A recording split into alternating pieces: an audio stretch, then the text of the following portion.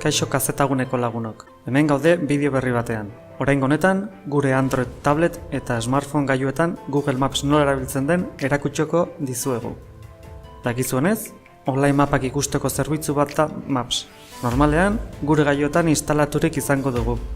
Nolanahi ere, Google Play aplikazioaren bitartez edozein momentuan eguneratu edo instalatu dezakezue. Gure kasuan, eguneratuta dago. Jarraian, Maps irekiko dugu. Gaur egun, aplikazioa ez dago guztiz euskaratua. Euskeraz ez dagoena inglesez egongo da. Beraz, gaztelaniaz ikusiko dugu. Buskaki sakatuko dugu. Eta bertan, bilatu nahi dugun tokia edo helbide idazteko aukera izango dugu. Adibidez, Granada. Idazten dugun heinean, aplikazioak aukeratu ditzazkegun gomendioak egingo dizkigu. Behin tokia aukeratuta, honi buruzko informazio leiho bat ikusiko dugu. Eta bertan, informazio desberdina topatu ahal izango dugu. Ordutegiak, telefono zenbakia, webgunea... Komo llegar ikonoan sakatuko dugu ibilbideak kalkulatzeko. Abia puntu bezala, momentuan gauden kokalekua hartuko du.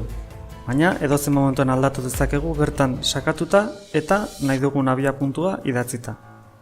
Autobideak, bidesariak eta ferriak saihesteko aukera dago ibilbideak kalkulatzeko garaian.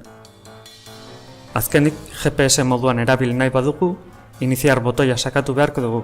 Eta aplikazioak adierazpenak ematen hasiko da. Ederki, hauxe izan da guztia. Espero dugu bideoa lagungarri izatea. Gero arte!